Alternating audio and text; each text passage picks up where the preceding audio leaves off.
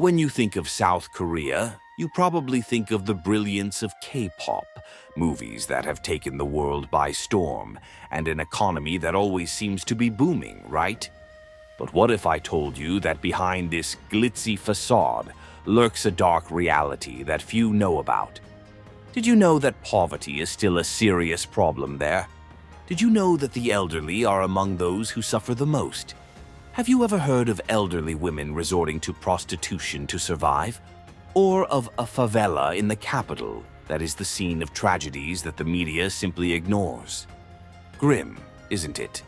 Then get ready. Today, Bello Mundo is going to open the curtain and reveal the hidden reality behind the perfect image of this Asian country. Number 1. Location and geographical data. South Korea may be small in territory, but its presence is gigantic. Located in the south of the Korean peninsula, it connects Asia with Japan and is bathed by the East Sea.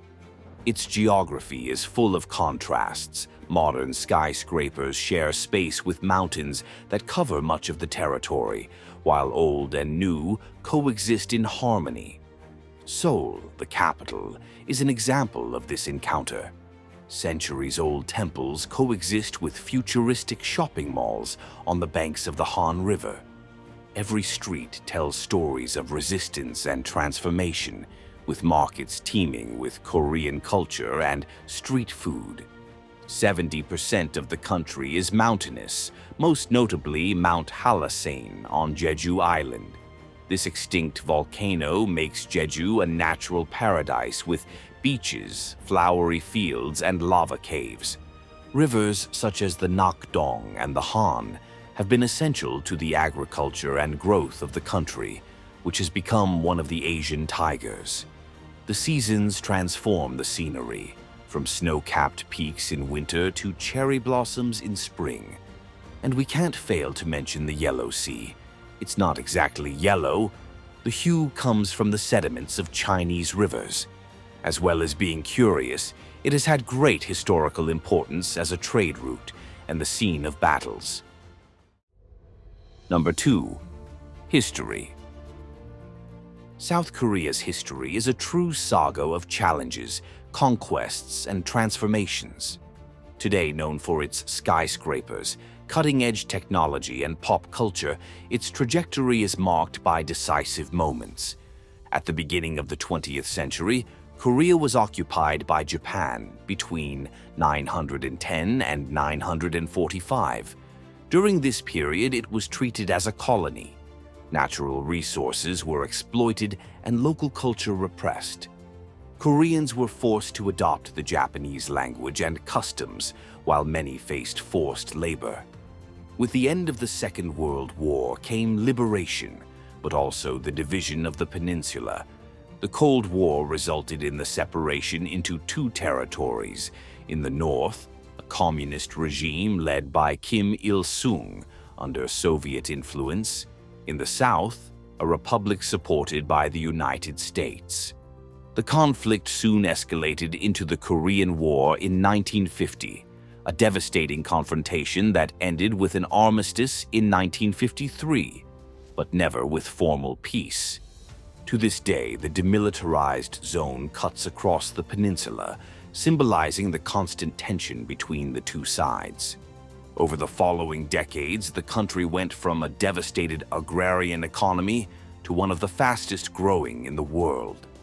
This economic miracle was the result of much effort and sacrifice, with heavy investment in education, infrastructure, and exports during the military regime, turning it into one of the Asian tigers.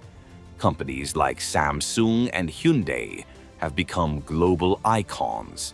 Still, the challenges remain. Behind the modern facade, there is a less talked about face.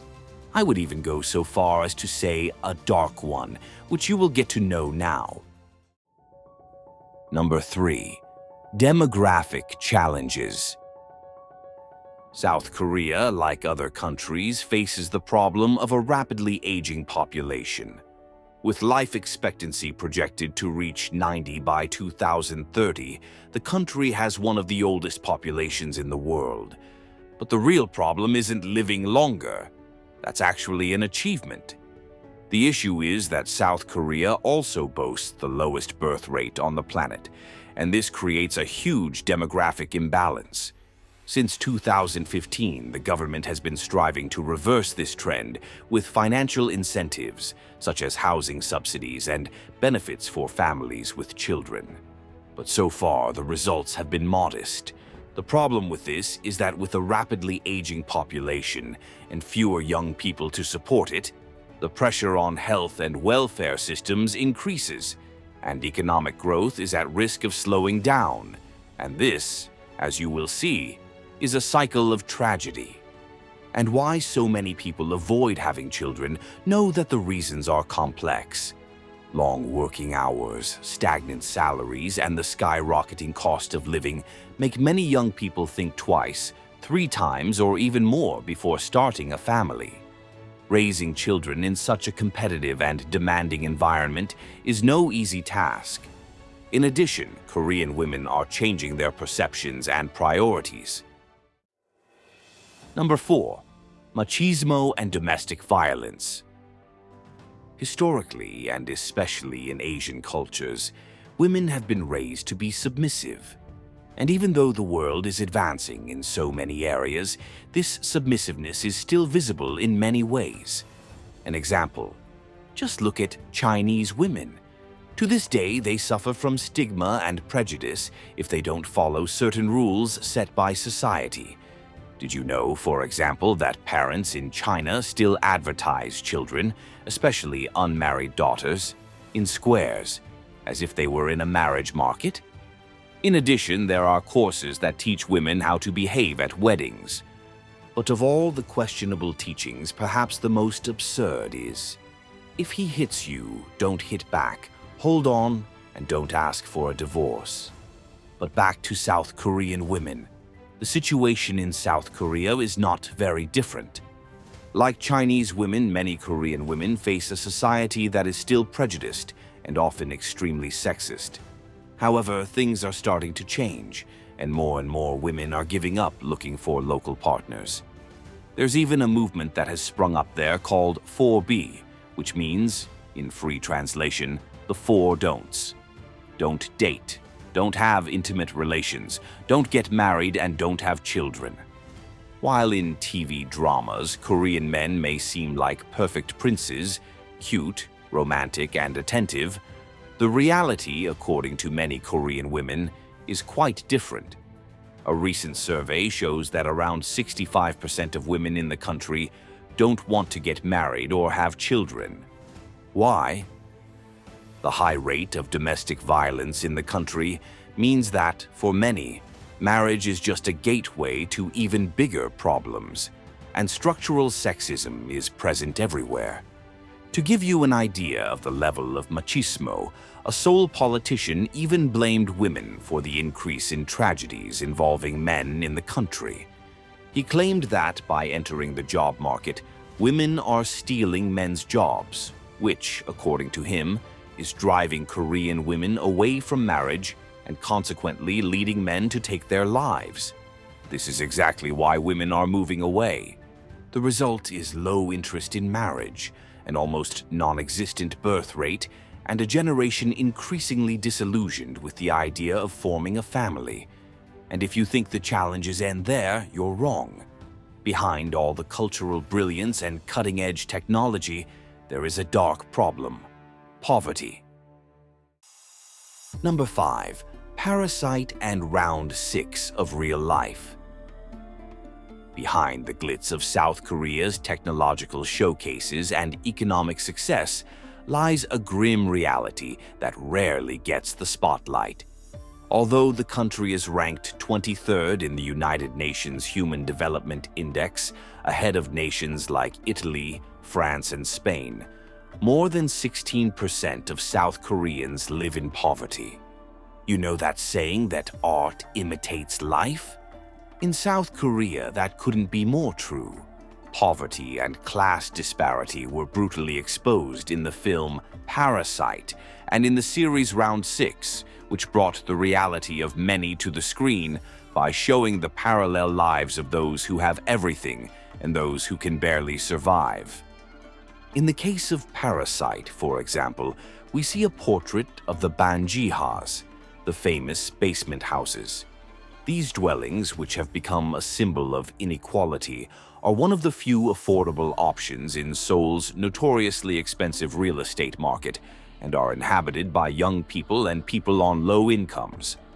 These basements emerged in the 1970s as bunkers, built in the midst of tensions with North Korea. As the years went by and Seoul modernized, the government allowed the basements to be used as residences to house migrants from rural areas. The reality of these dwellings is harsh: poor ventilation, drainage problems, water leaks, insect infestation, exposure to bacteria, and limited escape routes. But with property prices rising in Seoul, Banjihas are still the most affordable option for many. They have become a painful symbol of inequality in one of the richest cities in the world. This inequality became even more evident in 2022, when torrential rains, the heaviest in over 100 years, caused flooding in neighborhoods south of the Han River. Many of these housing units were flooded, and tragically, some families who couldn't get out in time lost their lives. And the scariest thing? Even with all this precariousness, there are those who can't afford a Banjiha. Number 6. Slums. Perhaps at some point in your life you've come across images of slums with lots of houses on the internet. At first glance, it might remind you of the hills of Brazil with their favelas, now often called communities, that dominate the landscape of the big metropolises. These communities can be frightening, but they are a common scene in developing countries such as Brazil or the famous commune of Medellin in Colombia. But what about favelas in the world's 14th largest economy? It seems hard to believe, but they do exist in South Korea. And even the photo we showed you earlier was one of them, and it's Gamcheon. This neighborhood began to form when the government gave the area to people who were left with nothing after the war. With no alternative, many began to live in precarious conditions on the slopes of the mountain. Over time, Gamcheon was revitalized, and artists gathered to paint the houses and spread some artwork along the streets, which attracted tourists. Today, the neighborhood is known for its colorful houses, narrow alleys, and a few sculptures scattered around. A popular spot is the statue of the Little Prince next to a fox, where many people queue to take pictures. But in the heart of the capital, Seoul, there's a slum that hasn't had the same luck. Number 7. Luxury and trash. If you weren't on a spiritual retreat or off the planet in 2012, you probably heard, and maybe even danced to, Gangnam Style by South Korean rapper Psy. The song's worldwide success has put the spotlight on Gangnam, one of Seoul's most upmarket areas. It's a place that combines two sides of the economic development that South Korea has undergone in recent decades. In the congested streets, you'll find towering skyscrapers, international designer stores, and stylish bars.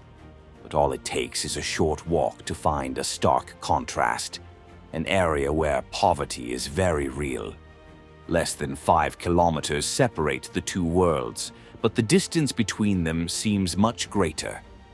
Behind stone walls and trees that almost hide their existence, hundreds of shacks made of metal, wood, and even blankets serve as shelter for a section of the population that has not been able to benefit from the South Korean economic miracle. Around 2,000 people live there in conditions that are shocking, especially when compared to the luxury that rises up around them. This precarious settlement occupies 58,000 square meters, right in the heart of Seoul's wealthiest area. Every year, new billion-dollar developments appear on the horizon, apartments worth millions of dollars. But among the narrow alleys and shacks, there is no luxury at all. Most of the houses don't have bathrooms or adequate heating, which is critical in the city's freezing winters. Walking around is a daily hardship. The site's origins date back to the 1980s, when, in the months leading up to the Seoul Olympics, the government decided to beautify the city by evicting those who lived near the new stadiums. The aim was to show the world a country that had left poverty behind and become one of the Asian tigers. But for many, this transformation only brought losses. With nowhere to go, the displaced occupied private land in areas that had previously been protected. And so, this marginalized community was born, like so many other favelas around the world, the result of need and exclusion.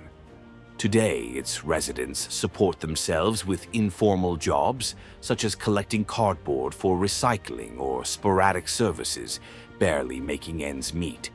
But it's not just poverty that these residents fear. And let's face it, that hasn't changed.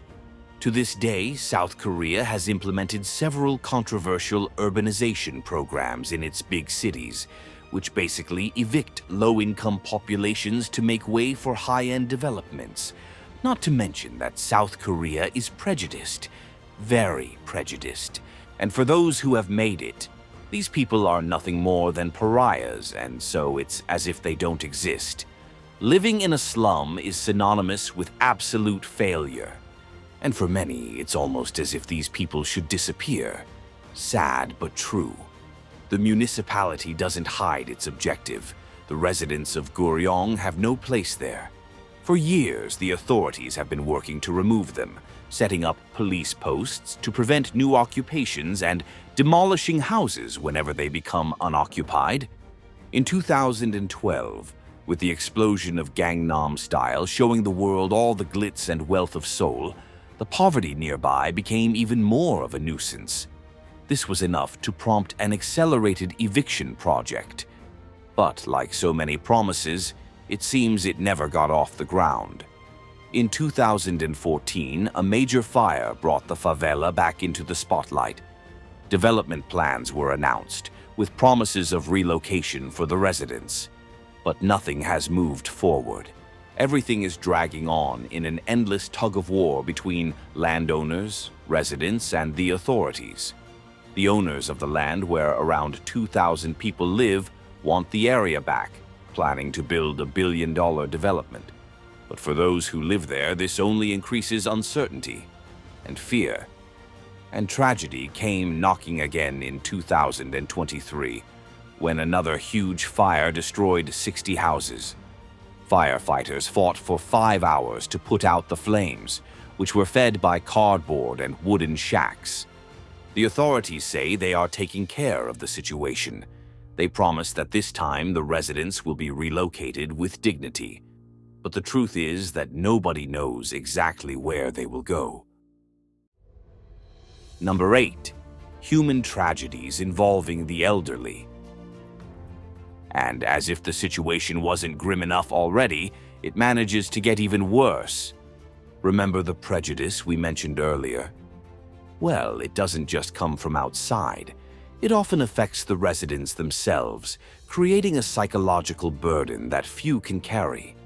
The pressure to succeed in a modern, westernized Korea has made the country the absolute leader in suicides among developed nations.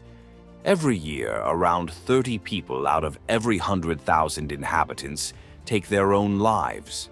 In a country with around 50 million inhabitants, this means that more than 14,000 people take their own lives every year. And the numbers are only increasing along with the frenetic pace of economic growth. And what's even more alarming, this scenario particularly affects the elderly. They are by far the most affected. In Seoul, it is estimated that more than 400 women between the ages of 50 and 70 walk around Jongmyo Park every day, offering their bodies to survive. For many, it is a desperate struggle. When they can't make ends meet and find no other way out, They end up taking their own lives. The younger generations are unable to take care of their parents, and the government doesn't provide the necessary support. Without unemployment insurance, social security, or adequate health care, many older people find themselves without savings, without a pension to cover their needs, and without family support. Almost half of the elderly population lives in poverty, and around 70% of pensioners receive just 5% of the average wage. There are no statistics showing the number of suicides in Korean slums, but with a history of abuse and disputes over prime areas, especially in Seoul, the climate of tension is permanent and surrounded by these tragedies. Is it or isn't it a bleak scenario? And did you know about this other side of South Korea? Tell us which one surprised you the most. If you like content that explores stories like this, keep following us to discover more places with unique and unexpected stories around our Bello Mundo. To those of you who have watched this far, thank you very much and see you next time.